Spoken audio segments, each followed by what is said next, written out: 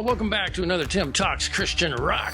Tim Risto here, host and fellow Christian rock and metal fan. Welcome to another episode here in my interview series, where I take time to talk to artists, bands, producers, and the like, all sorts of people from the Christian rock and metal scene. Today, I'm really excited because we're going to be talking to the hard rock and metal band Weapons of God. Straight from Ohio, Weapons brings together the talents of 4 band members playing a combo of traditional melodic and power metal, as well as some kind of progressive metal elements in there as well. Weapons has 2 albums out so far, with a third imminent, just on the way here very soon. Weapons of God is their debut album from 2019, followed by their sophomore effort, The War Within Us, from 2021, and coming soon, their third and latest album, 2025's Tribulation. I'm really looking forward to this one. They just had a single drop for that. We're going to talk all about that today as well, too. Weapons of God consists of Steve McGowan, a founder, guitarist, and vocalist, Leon Black on guitars and vocals, Ed Girard on bass, and relative newcomer, I guess you could say, kinda, Jason Harmon on drums. So, Christian music lovers, rockers, and metalheads, I'm honored to welcome Weapons of God to the show today. Hey guys, welcome. How are y'all doing today? Doing pretty good. Excellent, Tim. Thank you. Awesome, fantastic. Well, we're short Leon at the moment. He'll be joining us shortly, so we'll be watching for him to come on in here. But so glad to have you all here today to be able to talk about Weapons, your music, the business, faith, all this great stuff. I'm really looking forward to it. So let's start out first of all, and maybe Steve, maybe this is up your alley here, but how did each of you guys all first meet? And how ultimately did that lead into, hey, let's start a band? We'll start with Leon. I first met Leon back in 2016. At the time, a former drummer of the band had quit. And so I was looking for another drummer. And actually, it was somebody myself and Rochelle knew at the time. His name was Danny Hayden. And so he wanted to try out. Well, he brought along Leon that day of rehearsal. So not really needing another guitar player at the time, Danny just had him come along for the ride that day, and then we got to talking and stuff. And next thing you know, Leon just joining the band. So that's how we met. And then. And about when did y'all meet? How long ago was that? That was 2016. Okay. And then 2018, Ed joined. Yeah, Ed joined the band. He's actually a former bass player from a band called 4 Star Revival, and we had done. I think we did a couple shows together before then, or maybe one or two, wasn't it? Maybe. Yeah, a couple. So. Things kind of fell apart with that band, and Ed reached out, wanted to know if we needed a bass player, and actually at that time we were needing a bass player. So, and then another past drummer, former drummer. we go through drummers like Spinal Tap, okay? I'm sensing a theme here. Definitely. These guys are just really difficult to work with. That's the problem. Hey. The difference this time is Jason's a musician, not just a drummer. There we go. Oh, by the way, I need to introduce Rochelle here too, McGowan also, who is Steve's sister-in-law, correct? Do I have that right? Excellent. And Rochelle, you're kind of like the marketing, behind-the-scenes person. I know you take photos, all sorts of stuff, right? Manager/road manager. Priority, and then everything else. Psychiatrist, accountant. He's a multitasker. Yeah, exactly. She's the one that makes it all happen, really, right? Very much. I try. Steve, so how did you, what was the the idea behind starting Weapons of God? Did it start as that band? Did it start as another name and evolve into Weapons of God? What really was the foundation for getting this band going?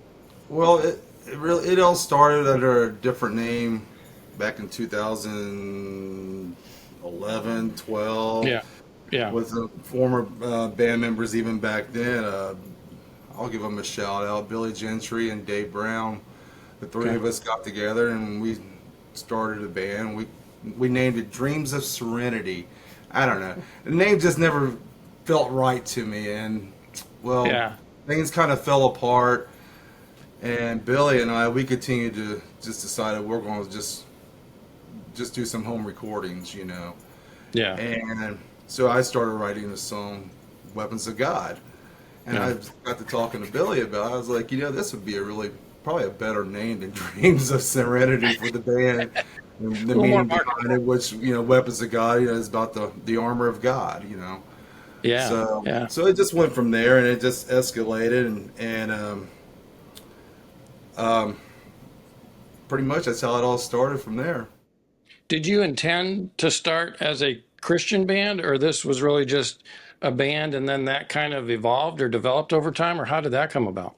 When things didn't work out with Billy and I just decided I'll just continue to do the home recording, just write some music, and just, you know, I had no plans, no intentions of putting a band together, you know, just not fooling with it. Right. And then I met a couple of guys along the way who had the same interest in liking his music style, taste like I. This is Gypsy, by the way. Sorry. Sorry. But no, you can come in anytime. Join the party. So yeah, I mean, so the band kind of took off. There was, like I said, two other past members of the band. He really didn't have any idea that he was going to have a band. I worked for another company, a construction company in Cincinnati. We had a gentleman come in, and he actually had prophesied over a band that didn't exist. And then we had gone to a church together to visit, and I wanted to go up and get prayed for. So he went with me, and this man that we'd never met took his hand, put his hand on my hand, and prayed for a band that didn't exist. And within 6 months, Weapons of God was here. Wow. So it's kind of, he really wasn't going to make a band. I would say that really the initial start of the band, I would like to say, it started 2016 for me. I mean, because of Leon coming in. Oh, and Danny, who brought Leon into the band, he passed away later on that year. Okay. So, but I always like to say 2016 is where it really all began. Where it started, yeah. Awesome. All right, so Ed, when you got to the band, were you intending to play bass right away, or how did it start for you coming in? Bass all the way. Yeah. Bass. I mean, I started. You know, they say the bass players are frustrated guitar players. Well, yeah. As a young pup, I started with guitar for a few years, and it was fun. But I'd always been drawn to the bass. So when I was like 2021, I got my first bass and been playing bass ever since. And that's the main animal for me. Hold on one second. We got Leon coming in. Let me let him in quick. Leon. Hey, I made it. Hey, thanks for joining us, Leon. Good to have you here. I'm Tim. Hi, Tim. Nice to meet you. Nice to meet you, too. I was just asking Ed a question. So let me, well, first of all, let me say, hey, welcome, Leon. Glad to have you here. Thanks so much for joining us tonight. Good to have the whole band here together. This is awesome. So, Ed, why don't you finish telling me about being bass? And actually, I'm going to go around and ask each of you guys this, too. But really, how did you get started in music? Well, when I was a kid, my dad played guitar fairly steadily. And I was always drawn to music at an early age, so I always knew I wanted to do something with it. So, when I was around 13, 14, started dabbling with guitar. And like I just told you, a few years later, I'd always been drawn to the bass, so I decided to go to bass, and I'm just so much more comfortable. I'm more in my comfort zone with the bass. I don't play strings, I play cables. That's the joke. So And I mean, it's just been a lot of fun. And, I feel like I'm doing you know, sharing my talents for a good reason. So it's just very humbling. It's a lot of fun and it's very humbling. Were you self-taught pretty much? Yes. Yeah. I actually took, just for fun. I don't really read music that good. I mean, I can read basic stuff. And so I was interested in maybe learn how to read music at one point. So I went in for a bass lesson with a gentleman named Randy Chacon. He was a popular session player, and he asked me to play something. So I played a piece of Mozart, and he freaked out. He goes, "What the H do you need bass lessons for?" I was like, I'm just trying to expand my horizons." He said, "You're off to a great start." So uh, I don't know. It's just been a fun journey, and I'd say I play mainly by ear. I mean, I'm not if I was a session player, reading music would be a whole different thing. But yeah, right here. Yeah, I'm an ear player all the way. Yes, sir. Fantastic. Steve, let me come back to you quick. How did you get started in music first? How did it begin for you? My first love for music probably started with the Monkees, and I wanted to be Mickey Dolenz. I wanted to be a drummer. I wanted to be like Mickey Dolenz when I was a kid. I remember watching the Monkey TV show a lot. I I used to love that. watch it all the time. But then in fifth grade, I remember fifth grade, an old friend of mine introduced me to Kiss. Showed me a picture of them, and I was just like, all I needed to see was just the picture. I didn't need to hear the music, and I was just floored right from the beginning, and I knew right away I wanted to play guitar from there on out. So, Kiss is what kicked it off for me, and then What was your first Kiss album? actually it was Ace Frehley's solo album. Oh, no kidding. Yeah, yeah. Well, my mom wouldn't. She wouldn't allow no. She wouldn't buy no Kiss records or nothing for me. She was against it, And so my brother, he actually brought me the Ace Frehley solo album for Christmas. So that's where it all started. And then later on, I learned, out of the guitar players like Eddie Van Halen, Randy Rhoads, and it just went from there. Love Iron Maiden. You know the power metal, European power metal scene. I like a lot of that. And I mean, I like Black Label Society, just Zach Wild and Good stuff. All right, Leon, let's come to you for a second. How did you get started? I know you've got a extensive career here in music, right? I mean, you've got at least 30 years behind you. At least. um, I mean, I got interested in guitar when I was really young. My parents bought my brother a guitar and an amplifier that he didn't use, and I began to pick it up and just kind of plunk around on it. Didn't know a whole lot about it, but I got more and more interested. Had a gentleman that used to play guitar at a church that I went to probably when I was, I don't know, 13, 14 years old. Started to show me a few things here and there, and I began to kind of work on that. And then I had some friends that kind of turned me on to other music, Zeppelin, Sabbath, the Doors, lots of other stuff as well.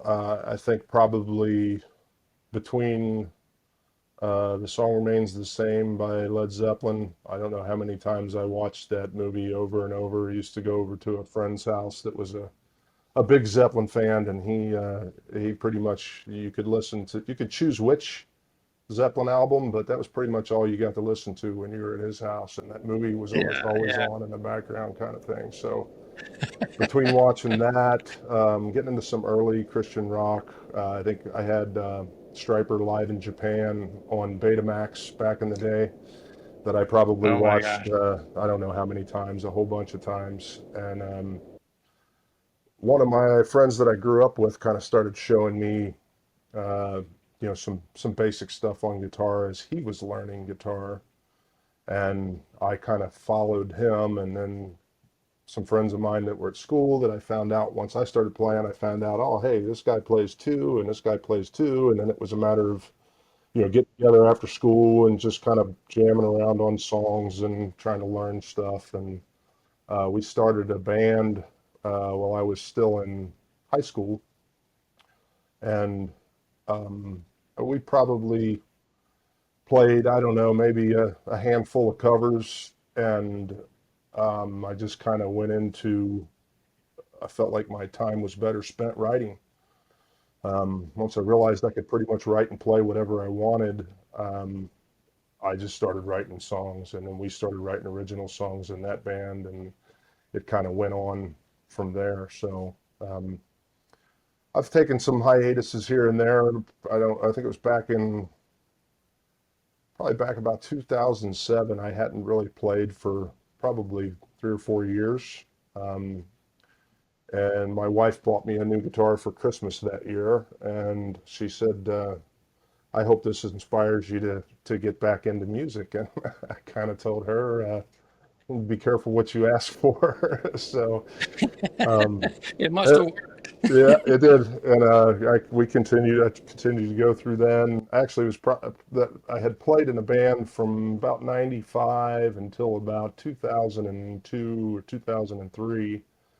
A band called Stumble Cane with some very close friends of mine, and we never really broke up the band. We just kind of stopped playing together. I had kids, I had moved and bought a house and that kind of thing, and around 07, 08, started playing again, and I had mostly been writing at home, doing some recording, learning to record and things like that, and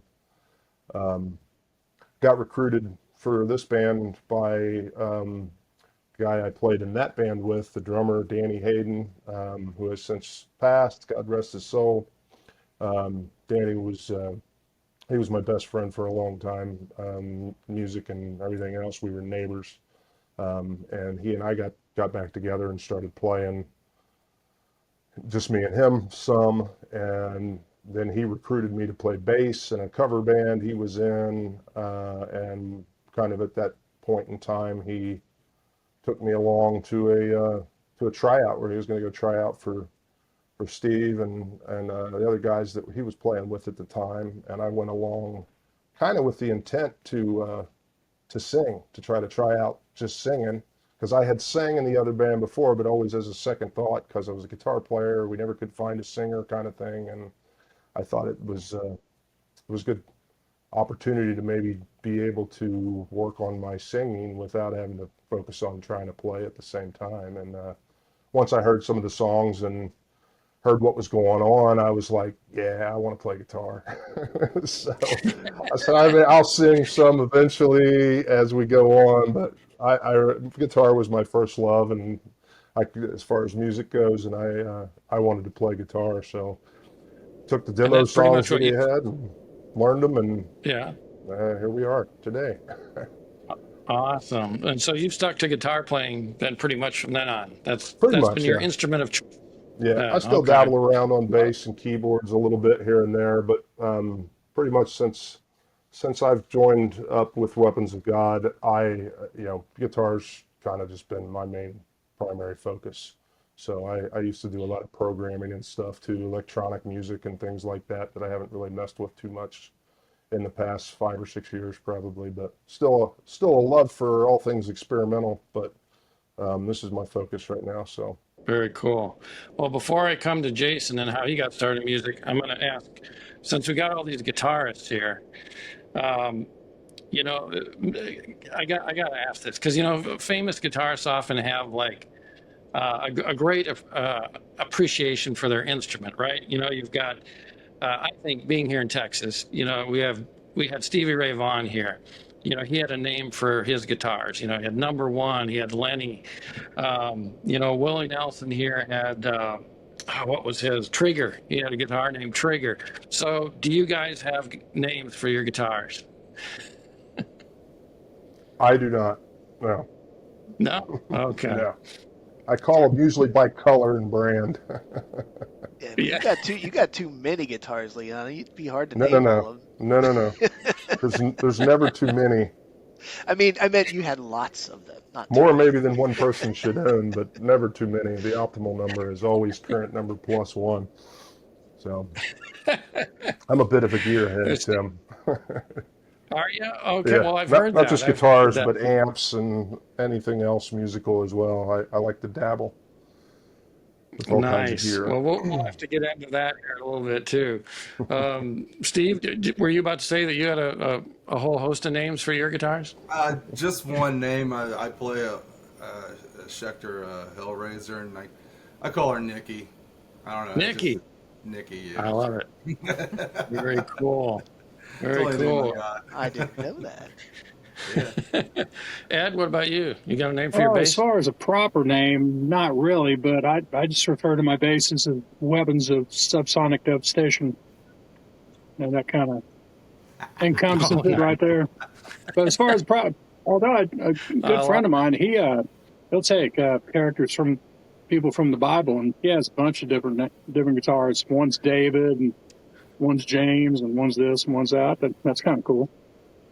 But Now that's cool. I've yeah, never heard that before. That's an yep, awesome idea. pretty neat. Very cool. All right, Jason, let's get over to you. You've been waiting here for a while. Tell me how you got into music. I was forced into music in fourth grade because everybody had to play the flutophone or the recorder. Oh, So, yeah. and then I think it was probably about sixth grade when I actually started playing just snare drum.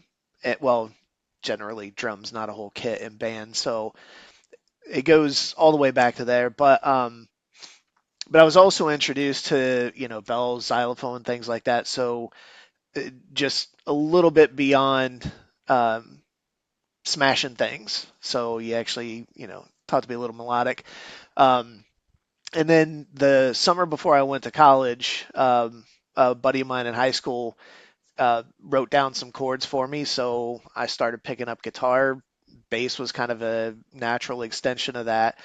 And over the years, as I started writing instead of just, practicing and playing other people's stuff, I learned to pick up keyboards. I mean, if you asked me to play any chord, I'd have to sit there and like sound it out. I was like, okay, well, this sounds right.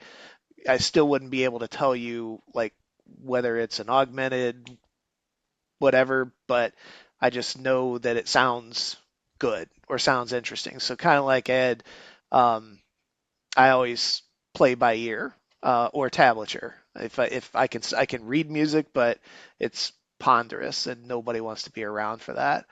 Um, so I mean the good thing is it's been beneficial to be able to play all those instruments at least halfway decent to the point where I can take a demo or an idea, turn it into a fully functional or fully formed demo and share it with everybody else. They can add their own pieces and parts, collaborate, make it better.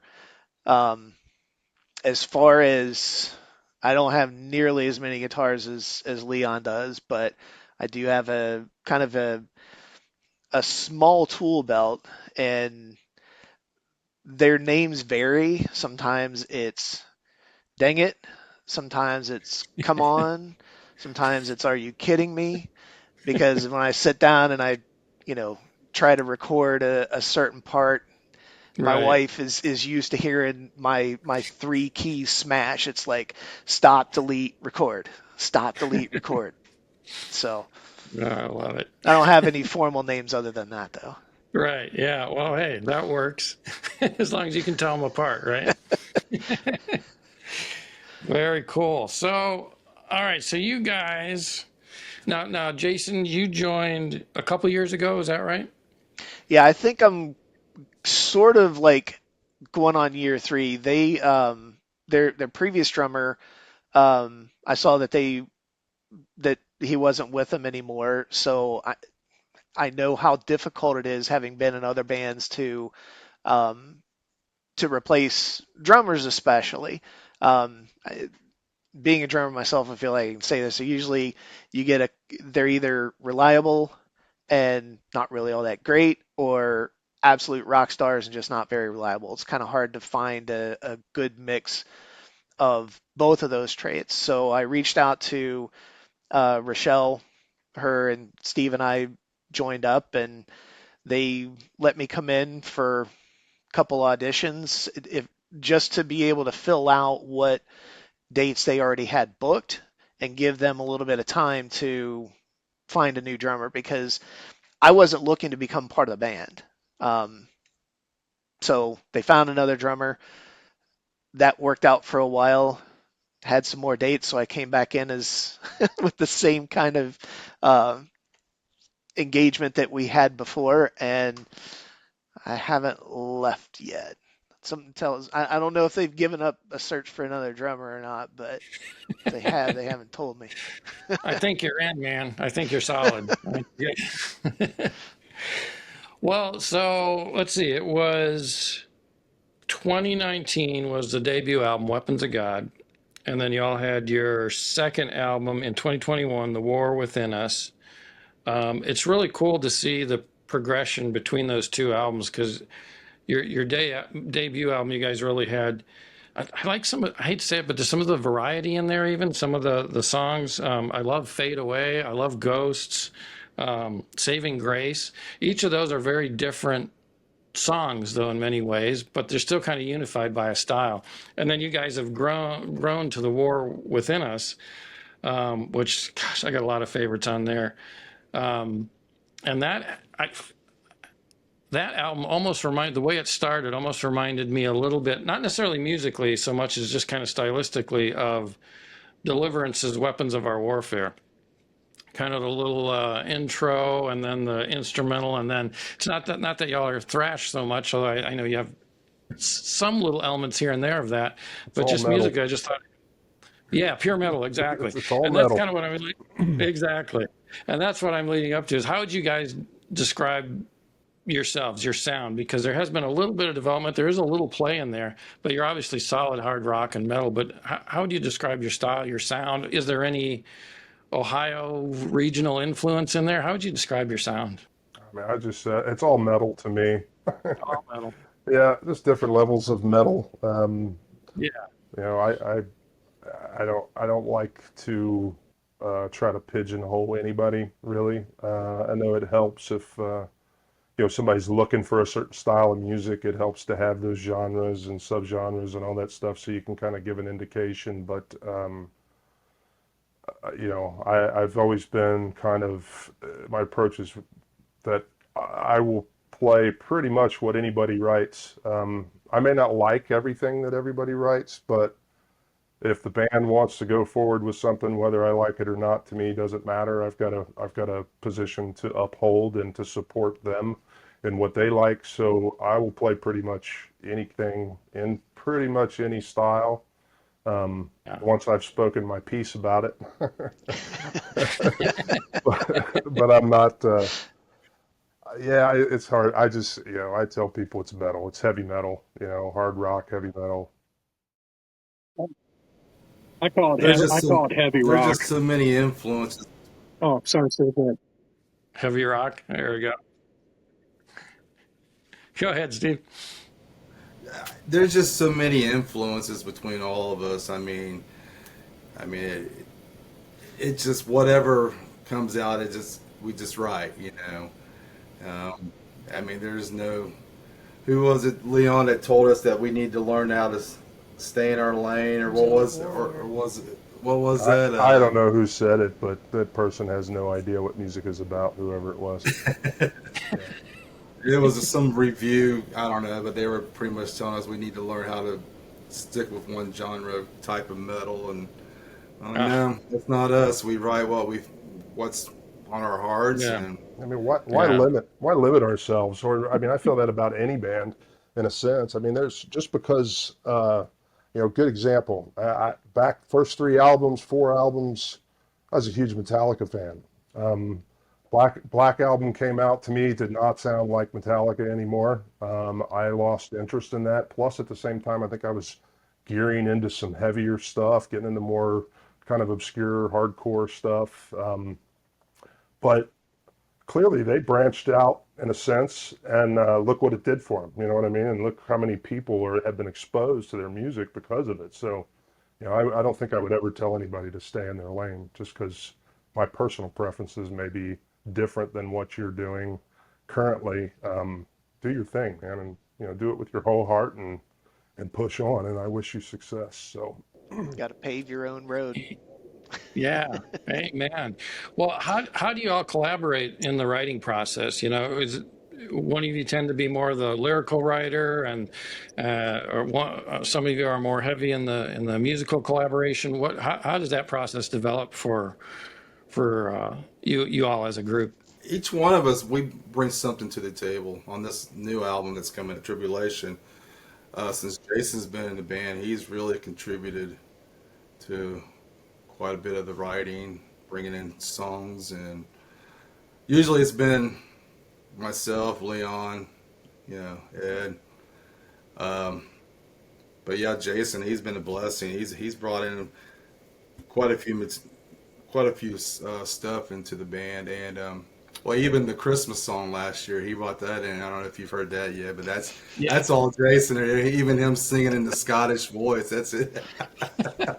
He's So I mean, Jason's kind of a songwriting machine. He gives us a lot of things to pick from. So he's like, hey, listen to this, and this, and this, and this, and this. And then we go, okay, well, we'll take, what about number 2 and number 4? And maybe we'll consider the 5th one. And, once we start, I think for me, a lot of it is I try to kind of envision what it's going to sound like with us as a live band.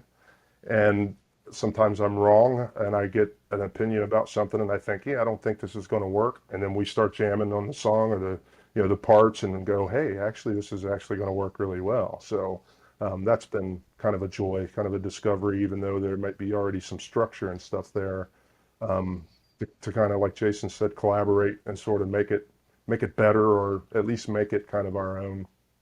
I've really enjoyed doing that. So That's cool. So, Jason, do you come up with a lot of the lyrics as well, or how does that work for y'all? No, I think that mostly um, the songs are, for the most part, have been traditionally introduced, at least this since I've been in, and for this current album, they've really been almost fully formed. Um, I think there's one song called 10 Crowns that definitely has everybody's fingerprints on it from start to finish. Um, I think originally Leon and Ed had a couple different licks. I had heard them, and I just went home, did something with them, wrote some lyrics, came back, and it's like, oh, this isn't too bad. And it's evolved into what it is today. Kind of the same thing with Damnation Writers. Ed and I spent a few hours over the Christmas break this last year. He had some stuff that he wanted to get out. We ended up with 2 fully formed songs. Steve added the lyrics for that one. So, but even things that we bring to the table that are already fully formed, they very rarely will, either lyrically and or musically, will end up exactly like that once we go through the whole creative collective process. But yeah, I love writing lyrics. In fact, when I'm on a road trip, or sometimes even when I'm just sitting at home, I'll do like 1,000-word exercise. I'll just kind of pick a topic, because I devour books like crazy, and I'll just pick a topic and try to write 1,000 words on it, just free form, and then eventually some of that stuff can ultimately bleed into a song. Yeah. Well, how did this new album that's coming out, it's called Tribulation? How did that album come about? The theme, and then some of the songs and music. How did that whole idea come about for this third album, which is, I don't have the date here. I'll have to ask Rochelle about the date again. I think it's coming out in about a week or so. July 18th. Thank you. So how did Tribulation come about, and how did the recording of that album go? And anybody feel free to jump in. So, I mean, I'll start with the first album was kind of, for the most part, I think with the exception of one song, was pretty much Steve had written with previous band members, or he had written for that band, and then we kind of modified those songs. And that album was recorded in more of like multi-track sessions. So we laid down drum tracks, we went back, laid down a guitar track, went back, laid down another guitar track, and kind of in that process laid down some bass, then went back and laid down some vocals. And we were also juggling band members at that time. So I think at one point, I know Steve and I probably talked about this elsewhere, but at one point he and I split the songs up, and he played bass on 5 songs and I played bass on 5 songs, and we went back in the studio and recorded all the bass lines just before Ed joined the band. And then once we heard Ed play, and we were like, yeah, we're scrapping all that. We want Ed to lay down the bass lines. So it took some time. It was done in a different process. The mixing process was kind of, at least myself, way less involved with mixing, which was very foreign to me because, to me, that's where you want your musicians that are involved. You want their ear on the sound to sound like them. So I think the first record to me, while it's a good record, it came out well, it's mastered pretty well. My opinion of it kind of was it didn't really sound like us, especially live. So there's a different kind of sound live than what was really captured on that record. So when we went in to do The War Within Us, after finalizing Ed in the band at the time, Greg Allen was playing drums with us. We had kind of flushed everything out, and we basically went in the studio and recorded pretty much everything live right there in the studio, and ended up re-recording 2 songs from the first record at that time because, for my part, I was like, even if I pay for those out of my own pocket, I want to re-record those 2 songs because they're my 2 favorite songs, and I want them to sound like what we sound like instead of what they sound like on that record. So that was kind of the idea going into the third record. Jason has his own work process, so he kind of tracked his own drums in his own studio and put together tracks, and then we worked on those tracks as far as playing along with the songs once we had already fleshed the songs out at the rehearsal studio.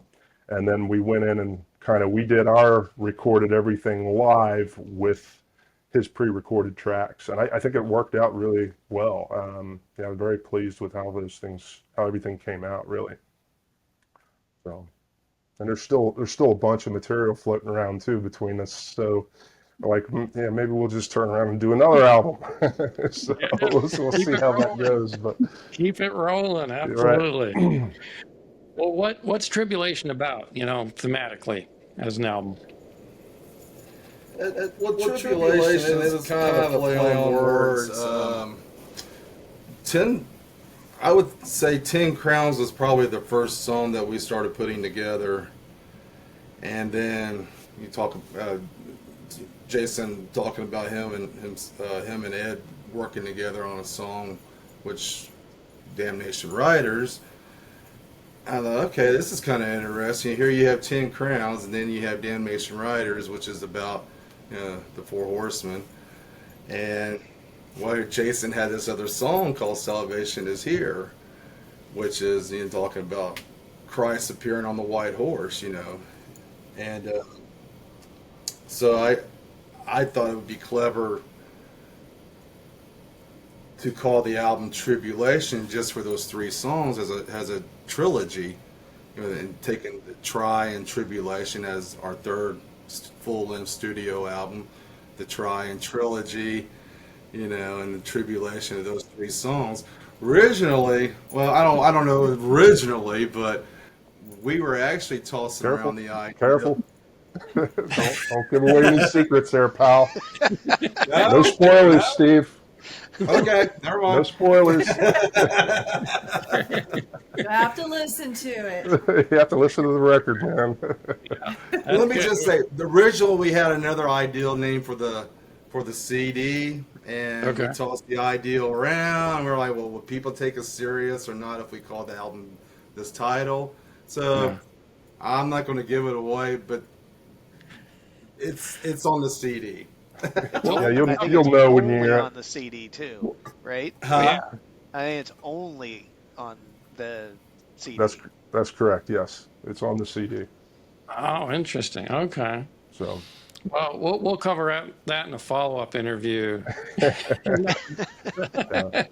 So I think it That, kind of it all sort of themed together. You know, we were talking about as we were getting ready to go in and start tracking, talking about like the songs that we had, the song order. In my OCD brain, I have to kind of make everything make sense, start to finish. I even put together, I think, a little short paragraph using all of the song titles to kind of summarize an idea, and had those songs in that paragraph by title listed in order. So I think the songs, all of it in a sense, kind of touches on just the idea that these are difficult times. And I don't mean difficult as in I'm having a hard time finding a job difficult. I mean it's difficult because the world is going absolutely off the rails on so many levels that I think if there's a theme, that's kind of it in a sense that the world is a rough place, and then it's sort of at least in my mind, it's kind of our reaction to that in the sense of pointing, toward Christ as the salvation, as the song "Salvation is Here" kind of summarize all that. And it's like even through all of this chaos and all these other things and all these changes and all this evil in the world and even just confusion and things like that, there's an answer to all of that, and we're kind of trying to point to that answer. That's kind of the goal here, and Christ is that answer, and we hope to be able to help people find the answer and the peace and the hope and everything that we've found ourselves and that so many others have. Although it's not really a popular opinion in the big old world out there, in my experience of 50 some years, it's the only thing that really works. So yeah. Amen to that. so like Well, even my that shirt. Can you see the shirt? I'm sure it's Jesus. backwards. Uh, I've read the final chapter. God wins. Yes. I love it. That was a Father's Day gift from my kids a couple years back. Too cool. Well, you must have raised them right. They knew what you knew Yeah. what Dad would like. So I, that's I fantastic. appreciate that thought, but I wonder sometimes they have I've to been there. grow. Well, you bring up a great point. Of course, getting into being a band that is emphasizing the reason you guys are doing this, assumedly, is the bottom line is to reach people with the message of Christ. How do you guys, obviously lyrics, are one of the ways that you guys incorporate that into the band, but are there other ways that each of you strive to kind of, live out your faith through weapons of God? I mean, I don't know. Do you pray before recording sessions? If you guys have done a number of live shows, do you minister to people before or after shows? What does it look like for each of you to be a part of, the faith aspect of Weapons of God? Anybody? Well, I If you let me talk, dude, I'll talk all night. So as long as I'm not on stage, I got plenty of things to say. Other than that, it's like listen to this song. no, I Go think for it, that Leon. Or anybody. Jason, go ahead. well, a lot of times, I mean, it's very easy to say, it's not the music is and the lyrics are kind of the vehicle to the personal face-to-face ministry and things like that. You always pray before rehearsal, you always pray before going on stage, you always do this, you always do that. But I mean, the you really do have to make that as a habit to remind yourself that even when you are going out and quote putting on a show that it's really not about the gifts and talents that are on loan to you that you're using at that point. It's about the giver of those gifts and talents and making sure that regardless of your circumstances, whether you're having a good night, a great night, a good day, a great day, a good period, a bad period, that he's still the author of it all. Um, so I think that's the main thing. And just speaking for me personally, I I don't tend to write, and I always write from a Christian worldview, but the things that I put into lyric form aren't really always beating you over the head with Jesus like a street corner preacher, because as we all know, that's not necessarily a great method of evangelism. A lot of times it's just being able to speak on a subject that's near and dear to somebody's heart, um, or just interesting from a political or sociological standpoint that provides that Christian worldview and that lens through which they can look and see that topic. So, um, and I think we all kind of have that same style, whether we consciously know it or not. Um, so and it's not like you do that to appeal to the broadest audience or try to water down the message. You definitely don't want to water down the message, but being able to kind of reach people where they are, pull out that element of we're not preaching you, we're not preaching to you, Yeah. we're really trying to relate to you.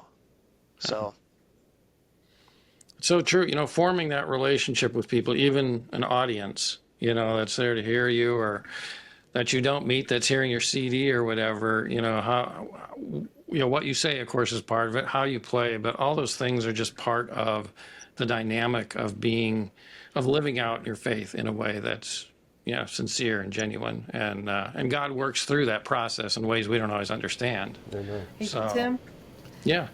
there's being in my position, it's kind of unique for me because I look at it through a lens, but I also look at it before the events happen or wherever we are. I look at it afterwards and the relationships that we form at each of these places.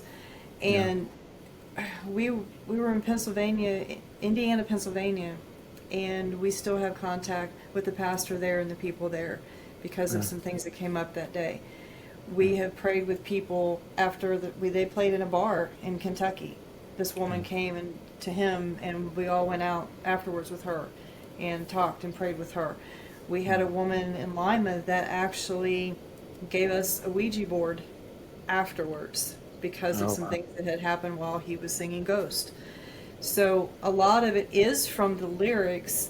People hear it, but then they come up afterwards and talk to these guys and talk to us, and it goes from there. Yeah, absolutely. Being approachable and just being there sometimes. And the song sometimes is really the hook that will get people into a conversation or into thinking about something too. That's really cool. Ed, what about you? How do you feel about you're the bass guy. Sometimes Well, that's the unsung hero. a lot of times, just starting up a conversation with somebody, lay out a couple dad jokes, which rhymes with bad. Uh, and just getting their attention and, just showing your faith by being nice to people. I mean, that right there speaks volumes because, some, and, I told, this girl up Speedway, she's a cashier. I go in there, tell her a dumb joke and everything, and it brightens her day. I mean, just being kind, just being nice to people. I mean, says a lot right there. If you can encourage them and put a smile on their face, they might be having a crappy day. If you can make them smile by a dumb joke, hey, I mean it's just showing some love. It's showing some compassion, and that's a beautiful thing. Yeah, absolutely. Setting an example by the way we live our lives, right? I love that. Leon, I know you were going to say something earlier. How do you feel about living out your faith life through Weapons of God? Yeah, I mean, they've kind of all touched on what I was going to say already, anyways. Okay. I think kind of like Jason was saying, I write a lot. Not as much here so recently, but I mean, as we were talking about, writing songs, and Jason was talking about him writing his essays and things, I reached down and picked up a folder, that's just absolutely, here, I'll put this up to the camera. It's just absolutely full of stuff, and most of it is just things that are like scratched down on paper, not formal writings. It's like I have an idea in a moment, and a lot of the times, it's more of a what's going on at the time, not so much of how can I make this song a Christian song, or how can I write, these Bible verses into a song. It's more of the, man, I'm experiencing this and I'm feeling this, and the Christianity part of it comes through because that is my worldview. And I think that I've had friends of mine over the years that probably any of them that you would talk to, I would doubt that there are anybody that I know that doesn't know that I'm a Christian. In the sense that I just, like Ed said, you be nice to people, you handle things a certain way. Probably if there was anybody that had any doubts, it would probably be people that I work with, and it's been people that have had to work with me, I guess. Let me say it that way. I've tried to work with, and they were forced to work with me because I'm a very I don't like to beat around the bush about things. I'm very direct, especially in a workplace type situation. I'm like, look, we are not here to be friends and socialize. We're here to get a job done. This is how we get paid. This is how we support our families. This is how we, pay for the things that we need, and take care of our business. So a lot of people in the workplace don't want to hear that. They want to be friends and they want to know what you do. And, I don't mind sharing things with folks at work, but I keep my work life and my personal life kind of separated in a sense. But there'll also be some people that say probably that maybe I preach too much. My kids would probably say I preach too much, but largely it's not so much it's not a That's preaching called to them. parenting. It's not a, yeah, it's called parenting. Right on, Jason. I was just talking to my mother just this evening about that. And I'm like, I try to get them to understand that the reason why I tell you I think this is a bad idea, or I think you should do this, or you shouldn't do that, is because I've been there, and I know when I was that age, it was hard for me to understand that. When my parents were trying to tell me those same things, you kind of got to learn and grow on your own. But Rochelle, the feedback we get from Rochelle, because she's able to be out off the stage, out in the crowd and stuff. Because when you're on stage, a lot of times sometimes you can't see anybody. You just see lights, and that's it. And you just try to stay focused, play the music, and put out the best product that you can while you're up there on stage. But I always try to go out and try to speak to people beforehand, afterwards. And I have to say, in this journey, with this band, I've said it a bunch of times. If you'd have told me when I was 25 years old that I would still be doing this past the age of 50, I would have told you were nuts. I mean, there was a time in my life where I felt like I'll be lucky if I live to see 40. You know what I mean?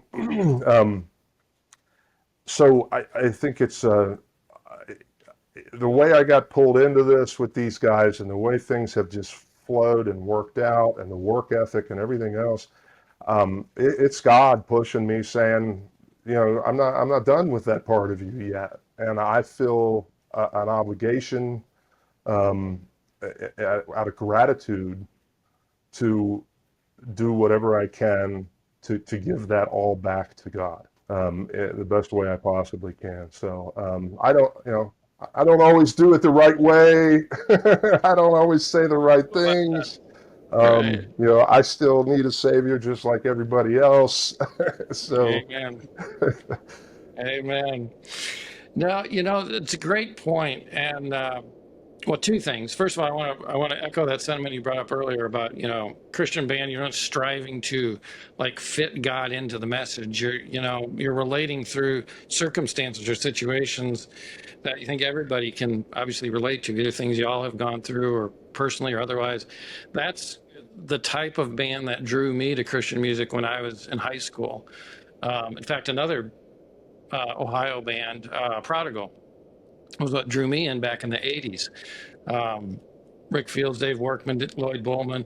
That was a band that captured me because it wasn't just overtly Christian. The message was in there, certainly, but it was about this relating to just things that I, as a teenager at the time, could relate to what they were talking about. It was just Right on. everyday stuff, but it had, there was something different about it. I could tell. And then as I listened more, I caught some of the lyrics that fit in. But that's what drew me into Christian music. And I didn't think of it so much as Christian music. It's just music I liked, Right. and then I found out the message was there. So kudos to y'all for sticking your grounds on that. And like you shared about earlier too, the music, just, don't look for a genre to stick to, right? You're just creating what weapons of God should be. I love that. The other thing that you kind of brought up there, Leanne, that maybe you all can all speak to, I know the band's been through, some ups and downs over the years. I mean, I know losing your drummer friend, Leon, and some of the ups and downs of coming through the pandemic too, and everything that dealt had its challenges. Right But on. how do each of you all have you persevered as the band? I know, Jason, you're a little newer to the band, but how have each of you all been able to persevere through some of those ups and downs in the band? Yeah, I cheated. I fast forwarded through most of it. It's been a learning process, I'll tell you. Sure. You learn, you live, you pray a A lot, lot. do a lot of praying, Yeah. and Yeah. just depend on God to take care of things and to handle things and to keep leading us where we need to be. And I mean, this is all for Him and by Him. I Yeah. mean, what He says goes, and Amen. Do each of you, we can go around here, do each of you have, and I know this is always tough, it's like naming your favorite child, right? But do each of you have a favorite song? And I know you can't talk too much about the new album, but a favorite song that still kind of resonates with you today? Or just a favorite? Are you talking about a Weapons of God And tell song me or why. just a Like song a in favorite general? of our songs or any song? Yeah. Yeah, Weapons of God song. I'm sorry. Yeah. well, we can mention the new songs. I mean, there's no problem doing that. We Okay. can talk Yeah. about some Tell new me what's songs. a favorite for y'all. I think for me, because it's so personal, is probably still Ghost, because Ghost is pretty much about my past when I used to ghost hunt. I used to dabble in some things I shouldn't have been dabbling in, Ouija boards and a little bit of witchcraft, but ghost hunting was my main source that I love to go to. And that song is about, the song starts off about the experience of ghost hunting, what I was experimenting. But then by the end of the song, the one ghost I should have been hunting for was the Holy Spirit, the Holy Ghost. And that's how the song ends, where I finally find the Holy Spirit. And so that song is really personal to me when I wrote it. How quick question, side note on that. I've got a family member or a couple family members that are into that same thing right now. How did you kind of find your way out of it? Was it the Holy Spirit came to you and kind of helped lead you out of that, or how? Oh, absolutely, yeah. I had an eye opener. I mean, I realized that it wasn't your long lost grandmother, a child, your father just lurking around in your homes or whatever. It's demons. It's evil. I mean, the devil knows your heart and desire just as much as God does. And I got back in the church. That helped me open my eyes to a lot of things. I started playing in praise and worship music at the time. So yeah, I had a really big eye opener, and what was crazy about it, I was so immune to it that when I was getting away from it, it was, you know, I never done drugs or was never, I've never been an alcoholic. I don't know what that's like to have a withdrawal from all that. All I can say is when I was coming out of that, I had nightmares after nightmares of demons and ghosts coming after me. I wake up in the middle of the night screaming, you know, and all I could think is that that was the withdrawal that they were trying to hang on to me because I was, like I said, I was so immune to it. I wasn't afraid of it. I wasn't scared. It was like such an adrenaline rush for me to go out and have these experiences and what's out there, and it's real. I mean, it's real. It's demonic. It's evil. No doubt.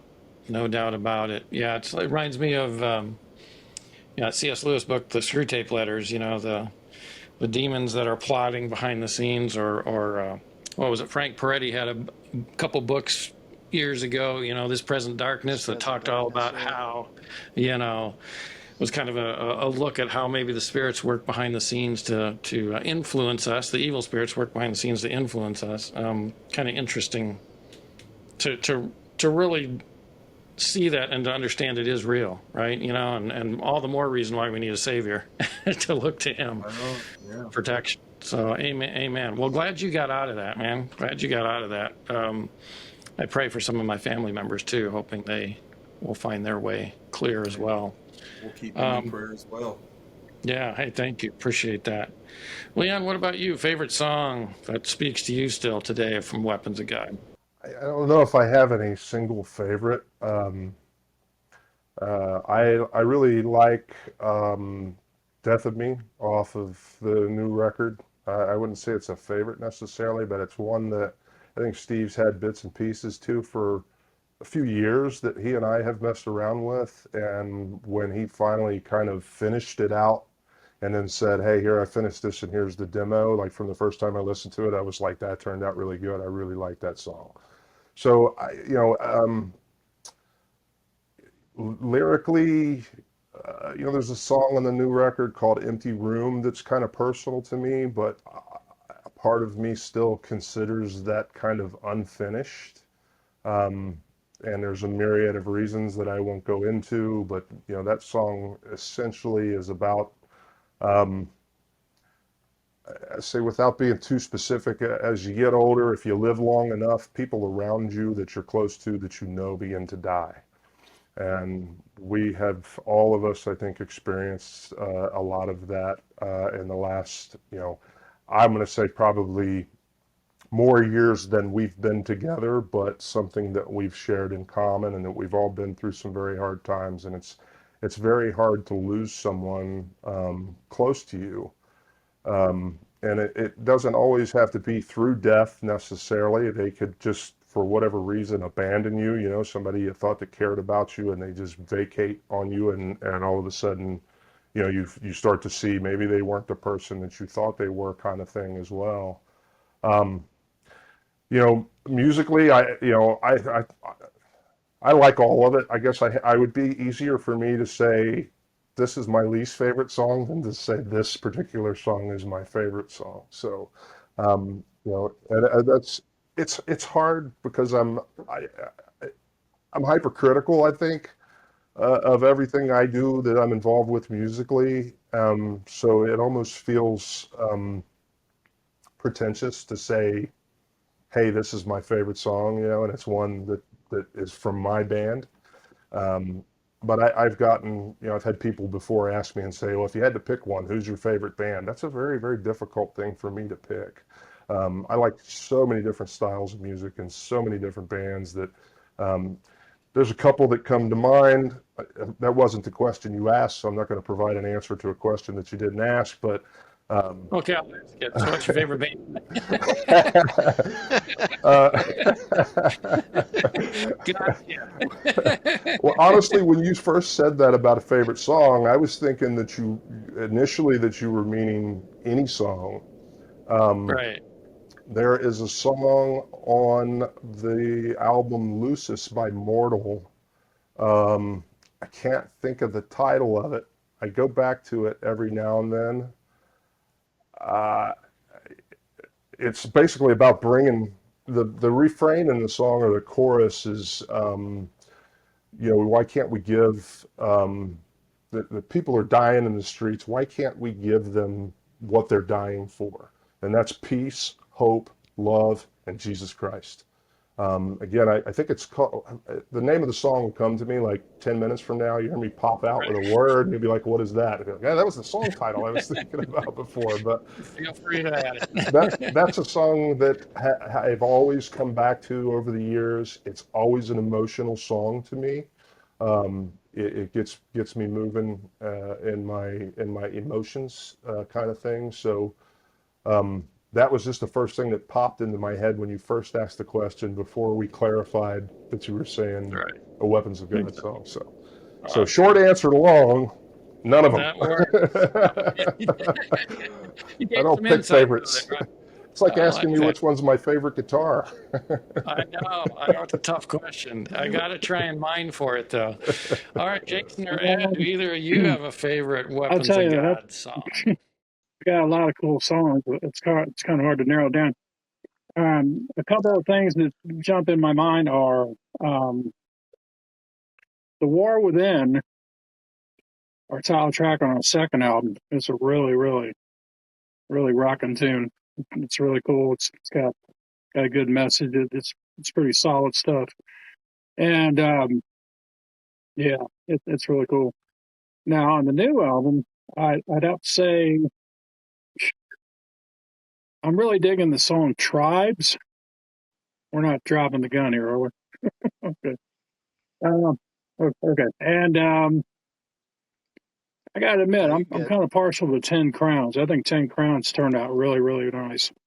I mean, that was definitely a team effort, man. I mean, well, they're all team efforts, but all of us really put our nose to the grindstone on these new songs, and yeah, they're.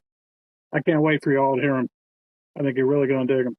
I'm excited. I can't wait to hear the album. I love the single. What was the title of the single that dropped again? I didn't write that down. That was Death of And I Me. was just going to say, Death of Me. as Death of far Me. as Okay, yeah. Yeah, that was the as one far I as a mentioned. band, a song from another Yeah, band, I'm a big Iron Maiden guy.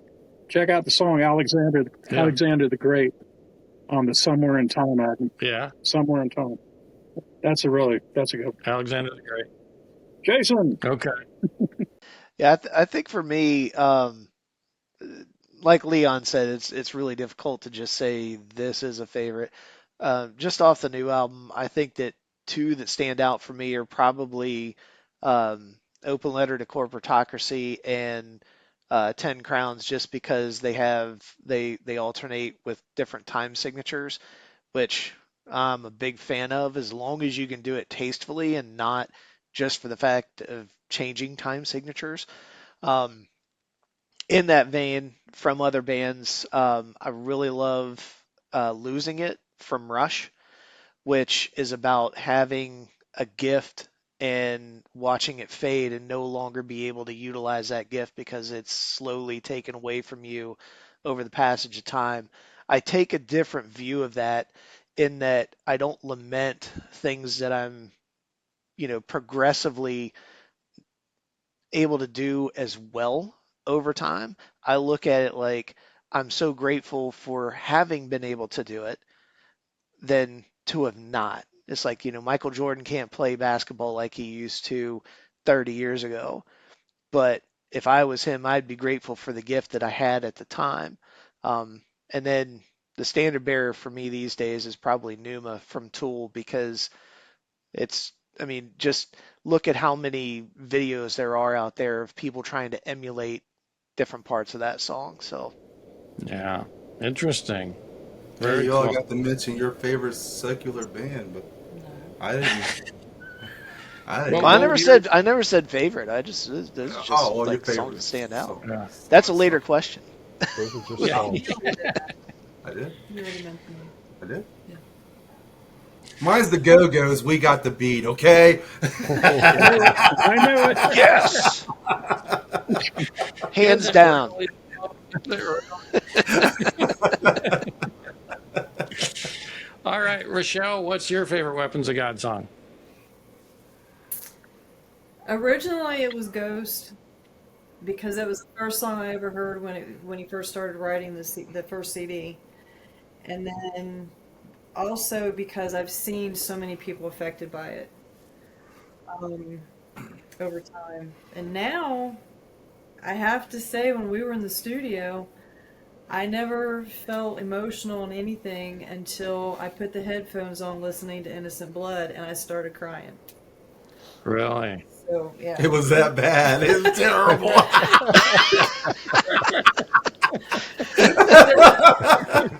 He's like, "You're not gonna put this on the CD, are you?" Cut it! Yeah, Cut it! I think I'm not into really. I'm not a metalhead. Didn't get into metal until I met this man 20 years ago. Right. But Right.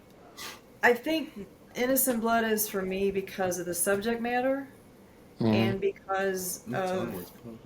I mean, really. Yeah, go tell. It's about abortion. Oh, okay. Yeah. So, and they had just added an acoustic to it, and I heard the finished thing, and I literally had to leave the room. So Wow. It turned out really good. I know Really? that somebody out there is going to be affected by it, like they were with Ghost, Yeah. and that's why right now those two are my favorite.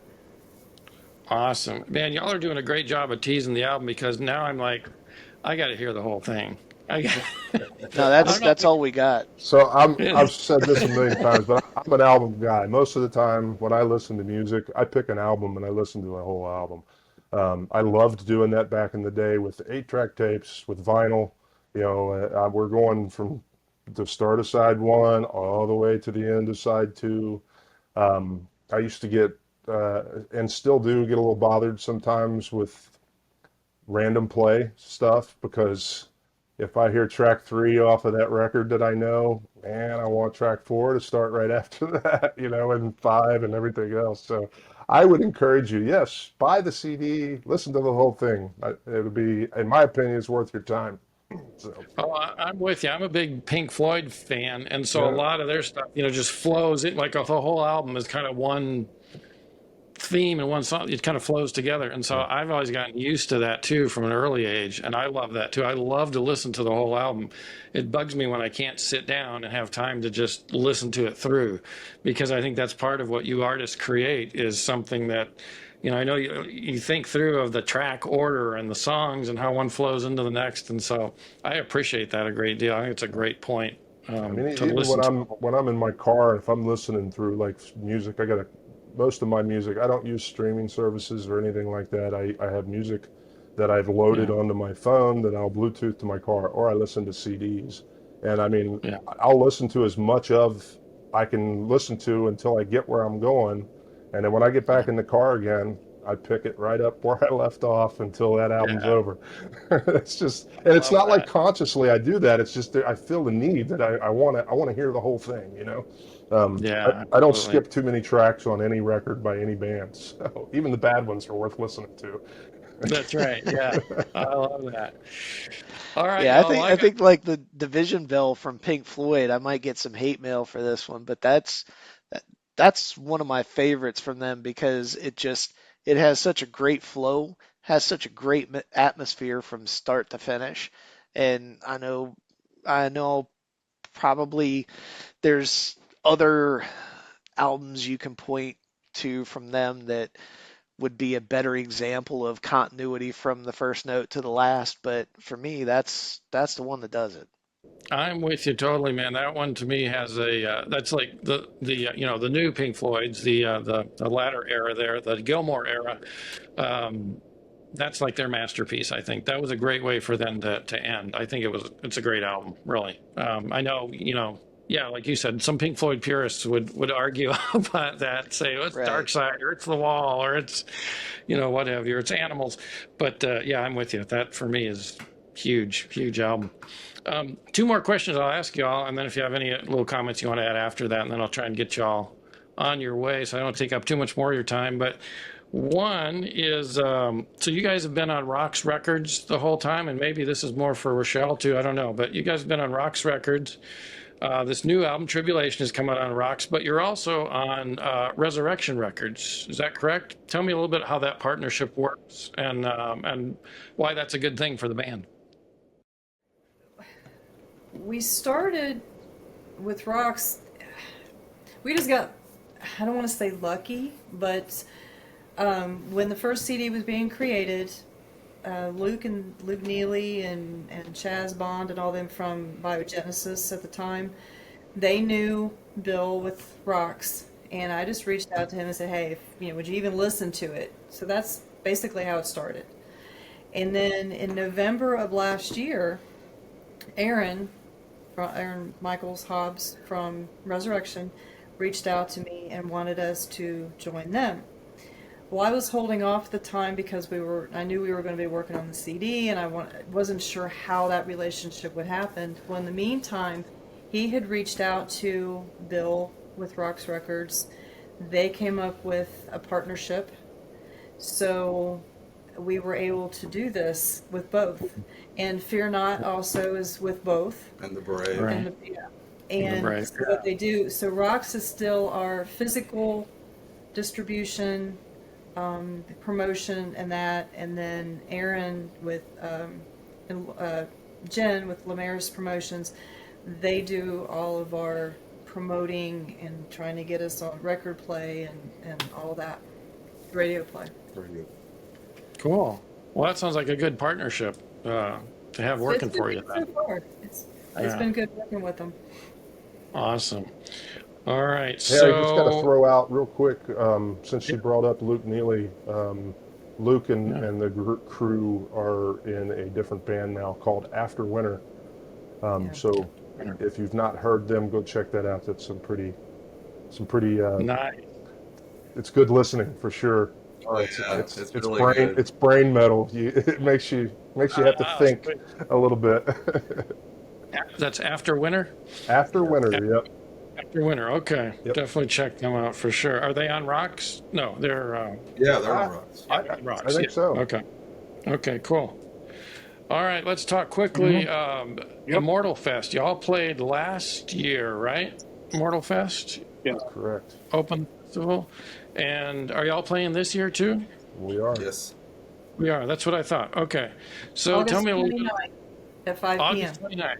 All right. Weapons of God is playing August 29th at Mortal Fest Part 2. Y'all are opening the festival, right? Yep. I think so. Okay. So briefly, anybody jump in here again, but tell me what it was like last year and what you're most looking forward to going back to play again this year. Oh, it was just incredible.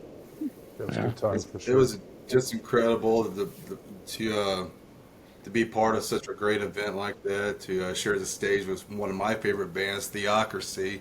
So that was really cool. So, we're looking forward to it. I mean, just to get the word out and spread the good news of Jesus Christ to everybody. Yeah, I thought it was really cool last year. I didn't know for sure what to expect. I had not been to any of the shows that they had been doing up there.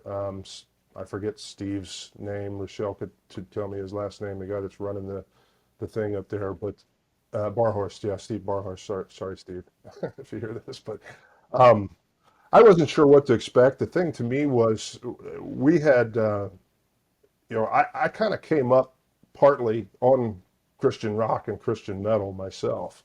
So to see the bill and to see some of the bands that were playing, and I'm like, man, I was listening to those guys when I was in high school, was really cool to me. And then to top that off, when we walked into the place, it's just a really cool venue to me, and they had it very well done. The effects around the entire room, the way they had the layout for the merch tables, nice big stage. Hindsight, after playing, I'll say it's probably some of the best live sound I've ever experienced. It's always a struggle on stage, it seems like, where depending on the venue and where you're at, sometimes you have difficulty hearing everything correctly. I thought they did a fantastic job with both the monitors and the front of the house after I heard some of the front of the house stuff and the other bands that played. So I had a really, really good time, and I thought everybody that was there, some of the bands that we had played with before, like Chaotic Resemblance and The Protest, and we kind of know those guys. Super, super great people, just, on fire for God. And it's just, you can't help yourself sometimes when you see a bunch of people and you start to, in your worldly mind, go, I wonder what these people are about. They might look a little shady or whatever. And then to be pleasantly surprised at the fact that they're just absolutely fantastic people. So I think, to me, my favorite part about it is the people, that coming off stage and having, people come up to us and that, hey, I'd never heard your band before, but I'm really glad I came out early enough to catch your stuff. It was really good. I'm going to go over here and buy all your albums, those kinds of things. Really cool. It was a great experience, and I was just absolutely thrilled when Rochelle told us that they invited us back. I mean, we kind of had a hint, I think, meeting Pastor Bob Beeman from Sanctuary Church. I mean, I used to get his newsletters when I was in junior high school back in the day. So I had met him in '89 at Cornerstone up near Chicago, and then to meet him again at this point in time, and for him to have positive words and positive feedback for us after we had played was really cool to me as well. So it's just the whole experience I thought was great. So when we found out we were going to play again this year, we were just like, cool, let's more or less, I guess, like Steve and Rochelle, kind of more than anything, we're like, cool, let's set a date to get in the studio so we can put out a new album, to have an album ready by the time we play Immortal Fest. So I was a little reluctant, but they pushed me and dragged me along, and I'm glad they did. So We gotta push you. We got Huh? to. You do. You're right. I'm a professional procrastinator. Oh, it was a great time. I mean, professional setup. I mean, great sound, like Leon was saying.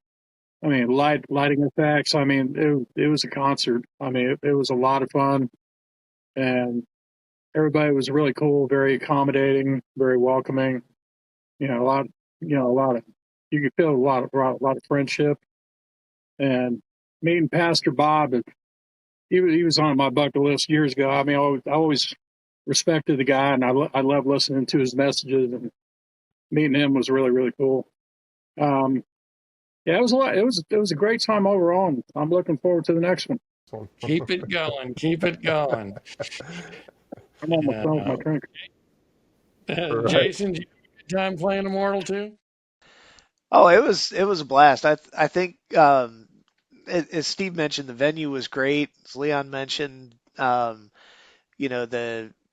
crew was great. They did stage transitions really, really, really well, which can really be a pain point when you have that many bands stacked up back to back to back. Um, but yeah, it was an amazing experience. Probably one of the best venues I've played. It was incredible. Yeah, I think another thing too that I'm excited about that's coming up is we're going to be featured in the new Heaven's Metal magazine as well for the first time. But I'm more excited for Leon because he grew up reading these magazines. Yeah, I I mean, subscribed to Heaven's Metal when it was printed out on somebody's printer in their house and folded in half and stapled together, and they used to send it to me in an envelope by mail. So I've been I've been in that scene for a long, long time. So it's that's very cool as well. Which I'll have to talk to you guys about that, because I tried to go buy one of those pre-issues or whatever. I'm not sure exactly what happened, but I could not do so. Not I'm talking to Rochelle mostly. Yeah. So, but I know they're supposed to have copies at Immortal Fest, so hopefully I We've can got get them a hold of held. one there. But We've got them Yeah, held back. yeah. and Doug Van Pelt, who is with Heaven's Metal, he actually lives here in my area. So yeah, I know. I think the 26th, I think, is supposed to come out. There may be some issues, releasing a little bit before that for via mail. But yeah, Immortal, I think, is kind of the main launch of that. So they are imminent. They should be coming soon. As we get closer to that date. But I'm looking forward to that too. I'm so glad y'all mentioned that. Heaven's Metal, great to have this. I think it's the 40th anniversary publication coming out for that. So that is so awesome to have that back. What a great time to do that. But you all have this new album coming out, Tribulation, July. What is it, Rochelle? 18th. 18th, July 18th, Weapons of God, Tribulation is coming out. I am so looking forward to this. You guys have got me more pumped up now here talking about it too. I'm like, oh my gosh, I've got to get that from day one. So I would encourage my listeners, viewers, audience out there to pick this album up. Be sure and check out Weapons of God's previous two albums too, the debut Weapons of God from 2019 and The War Within Us, right? 2021. But definitely be on point for getting Tribulation here when that comes out. And if you can, see these guys at Immortal on August 29th. Good stuff. Any closing thoughts from y'all? Anything you want to talk about the future of Weapons of God? What's next? What you guys enjoy most? Feel free to give me a closing thought from each of y'all. I'd just say thank you to you, Tim. Appreciate it. It still kind of boggles my mind that people actually are interested in anything I have to say sometimes. Because there's times I say so much and maybe some of it hits home and some of it just falls by the wayside. But appreciate you having us on, and thanks for giving us your time and helping us kind of promote what we're trying to do here. Absolutely. I love it. Love music. Yeah, for sure. Yeah, I think to echo Leon's point, I think people mostly feign interest in what I have to say. So thanks, Tim, for having us on. I think as far as the future goes, it's the 4 R's as opposed to the 3 R's in education. We got write, record, rock, and repeat. So write, record, play live, and do it all over again. And as Leon mentioned earlier, we've got a lot of material, and God's blessed us with the ability to do that. So hopefully we'll have the means. Amen. Yeah, y'all keep it going. Y'all have good stuff going on. Just want to say too that thank you for having us on here, and hope that you could maybe come out to Immortal Fest. Maybe Yeah, that's what I was gonna say. Here. Yeah, it would be great to meet you in person. Come on, Tim, road trip. I know. If I can still make it work out, I will. It was looking really good for a while. Then it's kind of wavered a bit, and now I'm still like, I want to get back to that. So it's not completely out of the question yet. I would love to go there. So maybe. That's the best I can give right now is maybe. I'm going to try and make it happen. So, but I'd love to see y'all, meet y'all for sure. Cool. So that'd be awesome. But yeah, I just want to say too that, we're not just a rock band. I mean, we're here if anybody needs prayer. If you need someone to talk to, you can reach out to us. I mean, you can reach out to us through Facebook, Messenger. We have a message you can send out on our website, weaponsofgod.com. You can go on contacts if you need to reach out to one of us. If you just need prayer or whatever, just reach out to any of us, and we'd be glad to pray over you or talk to you if you need someone to talk to. Amen. I appreciate that, and I'll put all y'all's website and other social media both here on the screen and then also in the description here of the video down below, so people can know how to find you and also know where to order from Roxx Records, of course, and Resurrection, the new album and the past albums as well too. So make sure people have all that pertinent info handy as well. But I appreciate you mentioning that too, Steve. So, Rochelle, go ahead. Play, they can contact me. So yeah, we're looking for shows. Well, after September, only because he's getting ready to have surgery on his shoulder. So after September, they can go anywhere. Yeah, he's getting a bionic arm, so he's going to be even better. You're gonna be doing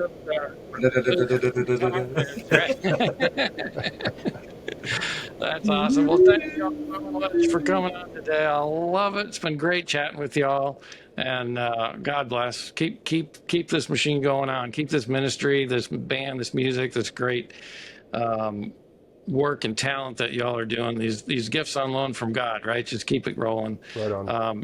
You're a blessing to many, and thank y'all so much for that. Thank you, Tim. Really appreciate you, brother. You bet. Thank y'all.